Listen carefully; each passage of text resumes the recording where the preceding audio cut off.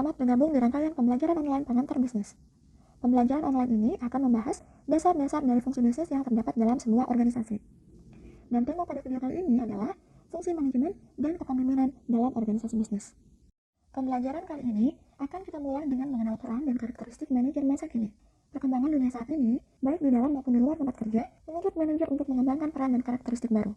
Pertama, manajer dituntut untuk mampu bersikap kolaboratif pada lingkungan kerjanya. Kedua, manajer diharuskan untuk menegaskan pentingnya keberadaan tim dalam sebuah organisasi, di mana hal ini bisa tercapai salah satunya dengan menekankan pentingnya proses pembentukan tim, sehingga tim yang terbentuk mampu mendorong organisasi untuk mencapai tujuannya. Ketiga, manajer dituntut untuk mampu membimbing, mendukung, memotivasi, dan melatih karyawan, sehingga mereka memiliki kompetensi, kinerja, dan karakter yang baik. Keempat, manajer perlu menjadi komunikator yang baik, dan juga diikuti dengan dapat berperan sebagai anggota tim yang mampu diandalkan dalam menghadapi tantangan. Kelima, manajer dituntut untuk memiliki kemampuan menghadapi persaingan di era global ini. Hal ini sejalan dengan meleburnya batas-batas geografis akibat adanya perkembangan teknologi dan globalisasi. Mengapa seluruh peran dan karakteristik tersebut penting untuk dimiliki seorang manajer? Hal itu disebabkan karena manajer memiliki peran penting dalam fungsi manajemen sebuah organisasi, yaitu planning, organizing, leading, dan controlling. Masing-masing fungsi tersebut melibatkan kegiatan yang berbeda-beda.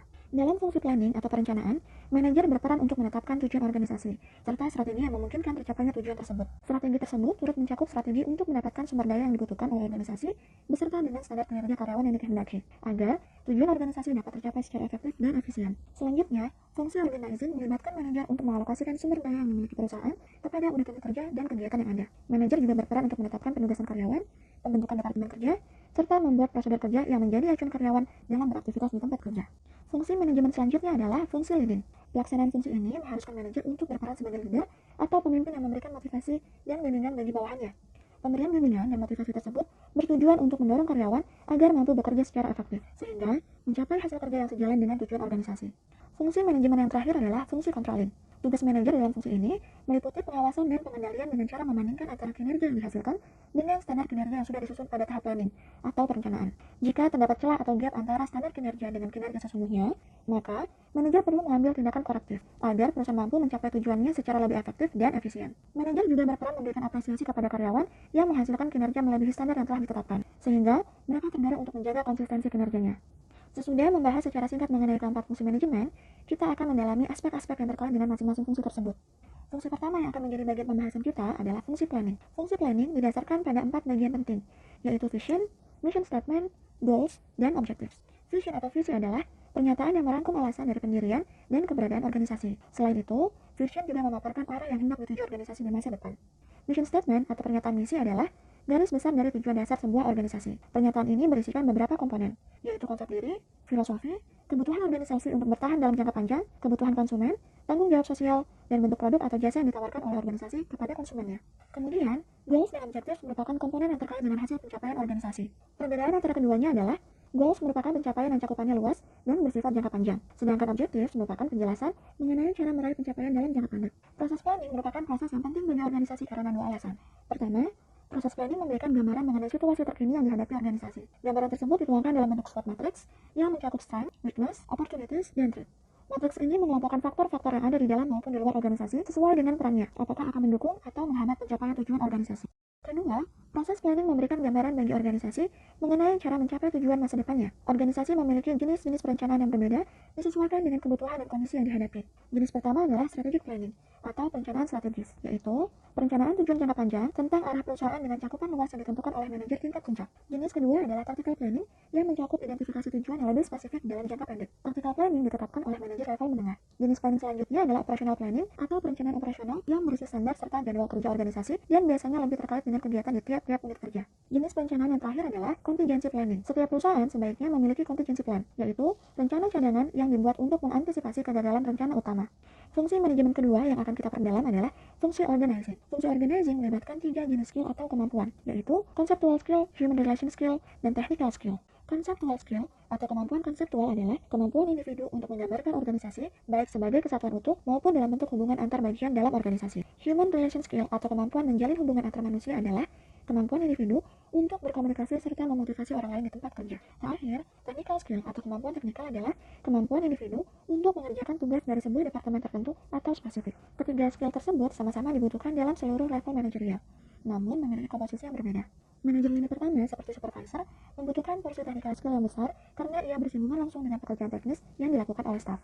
Hal ini berbeda dengan manajer tingkat puncak yang lebih banyak membutuhkan conceptual skill, karena harus mampu berpikir secara konseptual dan mengambil keputusan secara strategis terkait dengan visi misi organisasi. Keputusan teknis biasanya dilimpahkan oleh manajer puncak kepada manajer tingkat menengah dan manajer lini pertama.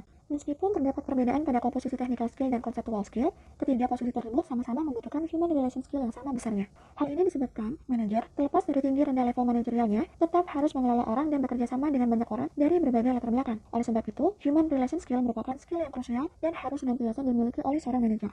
Fungsi manajemen yang akan kita bahas selanjutnya adalah fungsi leading. Dalam fungsi leading, seorang manajer berperan sebagai pemimpin dengan peran utama maupun peran lain di luar peran utama tersebut. Setidaknya, terdapat 5 peran utama yang dimiliki oleh manajer dalam proses leading. Pertama, manajer harus menyampaikan visi organisasi dan menyatukan seluruh anggotanya di bawah visi tersebut. Kedua, manajer berperan menetapkan nilai-nilai yang akan menjadi acuan perilaku dalam berorganisasi. Ketiga, manajer berperan menegakkan etika dalam kehidupan berorganisasi, baik dengan cara memberikan teladan dalam berperilaku etis maupun memberikan apresiasi bagi karyawan yang bertindak etis dan sanksi bagi karyawan yang melanggar. Keempat, manajer berperan menerima dan mengakomodasi perubahan yang terjadi dalam organisasi, sehingga organisasi mampu beradaptasi terhadap tuntutan lingkungan secara positif. Kelima, manajer berperan untuk menegaskan pentingnya akuntabilitas dan tanggung jawab dalam berorganisasi. Kelima peran utama tersebut juga dilengkapi oleh peran-peran tambahan yang harus dilakukan oleh seorang manajer. Peran pertama adalah menumbuhkan transparansi, yaitu menyampaikan data dan fakta organisasi secara jelas dan menyeluruh kepada seluruh pemangku kepentingan organisasi. Adanya transparansi mampu meningkatkan rasa percaya pemangku kepentingan terhadap kemampuan dan kinerja organisasi, serta menghindarkan organisasi dari kasus seperti manipulasi data,